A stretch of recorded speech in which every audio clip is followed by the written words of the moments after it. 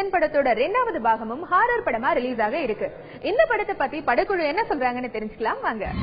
ஜித்தன் 1 என்னோட 3வது படம். நாங்க ரொம்ப ஒன்னா இந்த ஜித்தன் படம் ஸ்டார்ட் பண்ணோம். எனக்கு அந்த படம் மிகப்பெரிய மைல்கல். இன்ன வரைக்கும் பாத்தீங்கன்னா எந்த ஒரு ஃபங்க்ஷன்னாலும் அந்த பாட்டு ஒன்று போட்டுருவாங்க. உங்களுக்கு தெரியும் அது என்ன பாட்டுன்னு சொல்லிட்டு, ஆ முதல் அக்கு தானடா.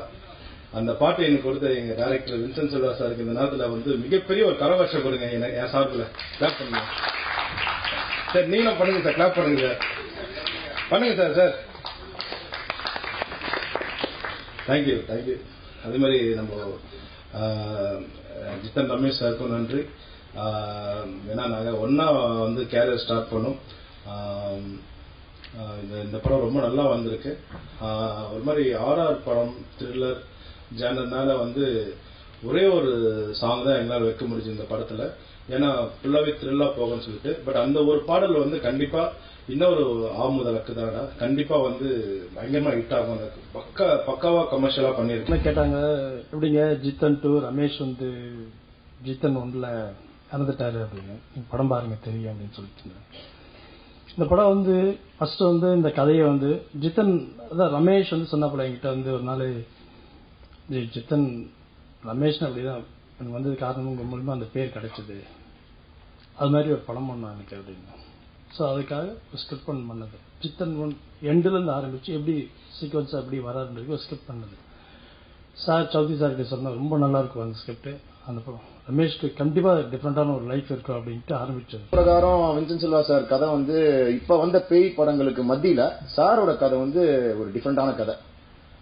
சுருக்கமா சொல்லணும் அப்படின்னு பாத்தீங்கன்னா, அவர் அந்த கோஸ்ட்ன்றதே ஒரு ஒரு வேற மாதிரி ஒரு கான்செப்ட்ல அதை கொண்டு போயிருக்காரு.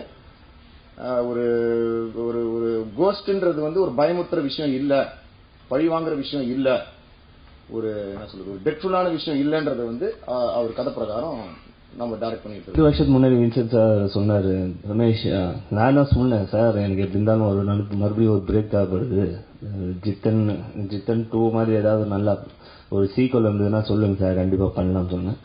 ஸோ அன்னைக்கு சொன்னார் வின்சென்ட் சார். அண்ட் அந்த கதை கேட்டோன்னே 1 லைன் கேட்டோன்னே எனக்கு ரொம்ப பிடிச்சிருந்தது. ஸோ கண்டிப்பா சார் பண்ணலாம் சார்னு சொன்னேன். யார் டைரக்ட் பண்ண போறாங்கன்னு சொன்னாங்க. ராகுல் என்னோட ஸ்டூடெண்ட் தான். சார் எப்படி சார் புது டைரக்டர் எப்படி சார் நம்ம ரிஸ்க் எடுக்கலாம்னு அப்படின்னு நினைச்சிருந்தேன். கண்டிப்பா ராகுல் பண்ணுவார், நல்லா பண்ணுவார்னு சொன்னாரு. ஆனா பட் நீங்களும் என் கூட ஃபுல் அண்ட் ஃபுல் ஷூட்டிங் முடிகிற வரைக்கும் நீங்களும் கூட இருக்கணும்னு சொன்னேன். ஸோ அந்த என் வார்த்தை நேற்று ஃபுல் ஷூட்டிங் முடிகிற வரைக்கும் அவர் ஷூட்டிங் ஸ்பாட்லேயே இருந்தாரு. ஒன்லி ஸ்டோரி ஸ்கிரீன் பிளேல எல்லாத்தையும் அவரும் பார்த்துட்டு இருந்தார். ஸோ ரொம்ப thanks to Vincent Selva sir and ராகுல். நினைச்ச மாதிரி நல்லா பண்ணிருக்கீங்க. So thanks a lot. And கண்டிப்பா இந்த ஆ முதலுக்கு தான் ஒரு சாங்னு இப்பவும் எல்லாரும் கேட்குறாங்க சார், அந்த மாதிரி ஒரு சாங் எப்போ மறுபடியும் உங்க படத்துல வரும்னு கேட்டு இருந்தாங்க. ஸோ கண்டிப்பா இப்போ ஒரு சாங் ஸ்ரீகாந்த் தேவா சார் பண்ணியிருக்காரு. கண்டிப்பா அந்த ஆ முதலுக்கு தான் டச் பண்ணணும்னு நினைக்கிறேன். ஸோ கண்டிப்பா அது ரிலீஸ்க்கு அப்புறமா